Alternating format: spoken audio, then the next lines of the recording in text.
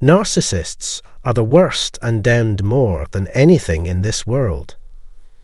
In this video, you will learn about a narcissist who is unlike any other. He is grander, more devious, and he lives in the deepest recesses of our minds. Jesus himself warned his followers to beware of wolves in sheep's clothing. This, indeed, is the sneaky narcissist who works his or her way into our lives in ways we don't even realize we need protecting against.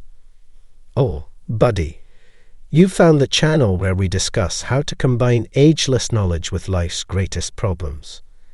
If our time together has been enlightening, I'd be grateful if you'd consider subscribing and hitting the bell icon to receive alerts whenever we post new content.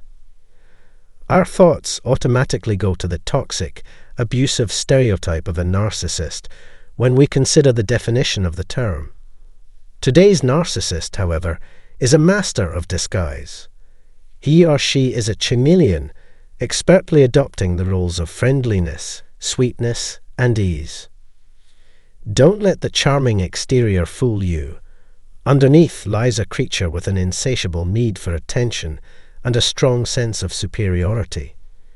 This is the mug of a narcissist, my reader, whose evil habits affect us in ways we can't even fathom. One could be tempted to exclaim at this point, "Wait a minute, that sounds remarkably like a covert narcissist." You'd be right, but there's a fine point to consider.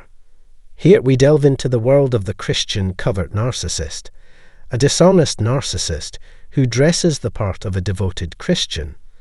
They fancy themselves Christians, but their hearts aren't in the right place, despite their fluency in the language and possible use of your phrases. There are many wolves hiding among the sheep. Today, let's explain their strange actions so you'll be better able to apply the advice of Proverbs 4:23. Above all else, guard your heart, for it is the wellspring of life. Let's jump right into the 8 contradictory characteristics of the Christian covert narcissist. Let me try this tongue twister on for size. First discordant trait. Appealingly sugary on the surface, yet confusingly thin on the inside.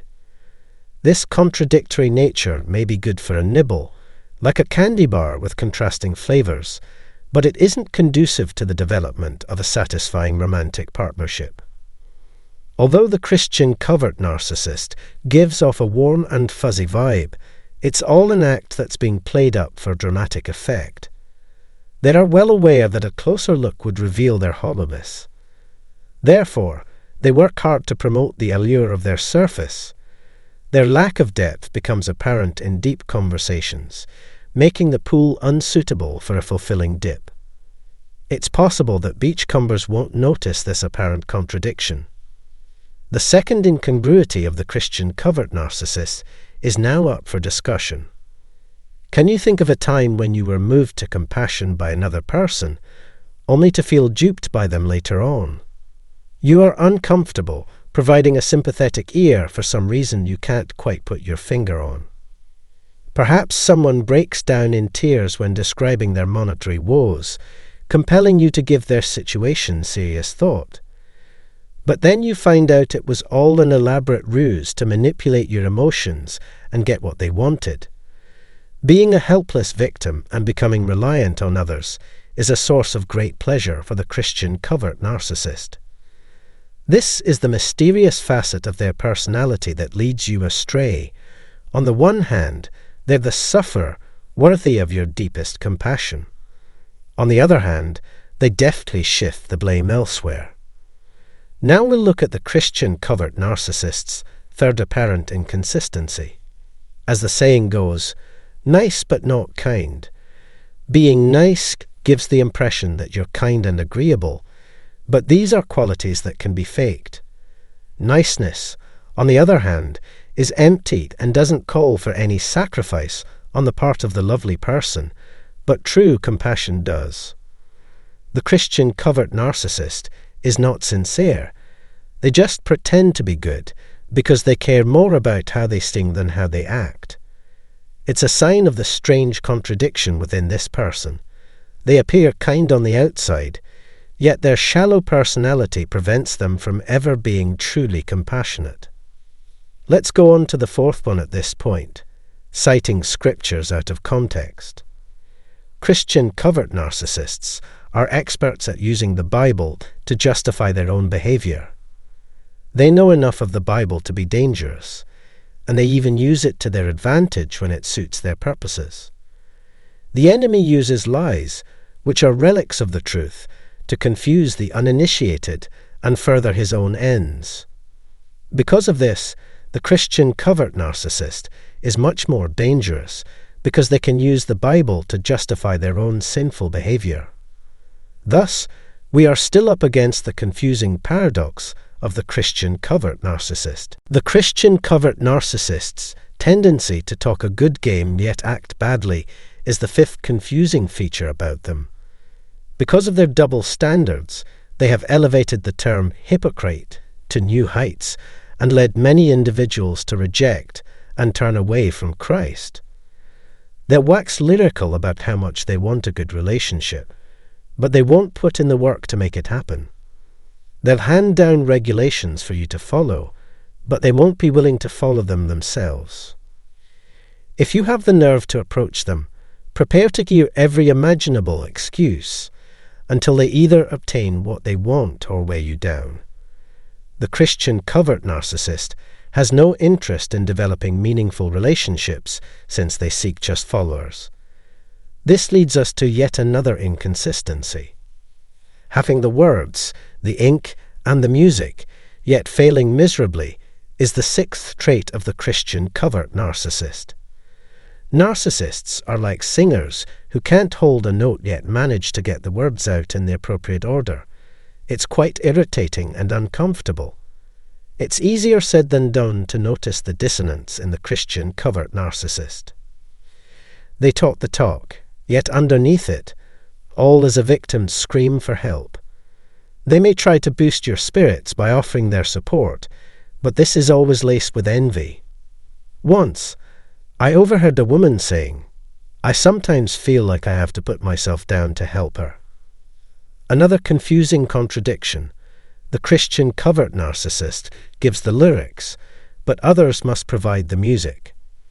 Apparent appreciation that is secretly abusive is paradox number 7 on our list of confusing contradictions of the Christian covert narcissist.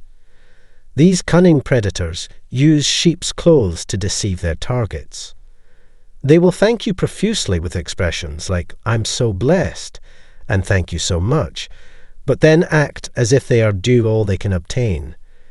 That's why they exclusively target benevolent people who are trusting and generous. Contradiction number 8 is that they give to charity even though they are primarily materialistic.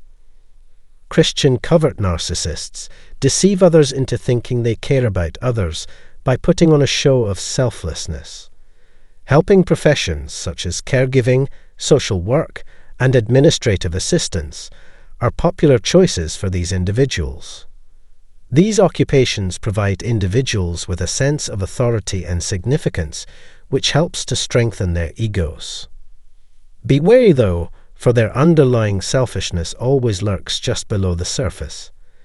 A Christian's life should be one of selfless service to others, but the Christian covert narcissist acts as if the world revolves around them.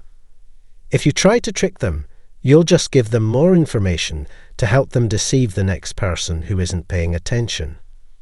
Like a chameleon, the Christian covert narcissist can modify his or her appearance to blend in with the crowd. Don't let their outward displays of appreciation and kindness mislead you.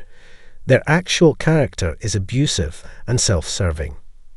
We need to quit taking the blame when we point out other people's mistakes, as frustrating and mystifying as that may be. Our approach to the Christian covert narcissist may need to evolve at times. Maintain your faith in God and wait patiently for the truth to emerge. Matthew 7:16 says it best. By their fruit you will recognize them. Keep this in mind.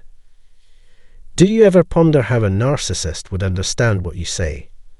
This interesting episode will reveal all. And if you're prepared to establish limits with a narcissist in your life, enroll in my Narcissism 101 online course. The lessons focus on recognizing the problem, breaking free, and rebuilding your life. While you're there, feel free to pick up a free copy of my book, Narcissism 101, Early Warning Signs, Escaping the Trap, and Rebuilding Your Life. This is my free present to you, and I hope it helps you understand and deal with Christian covert narcissists.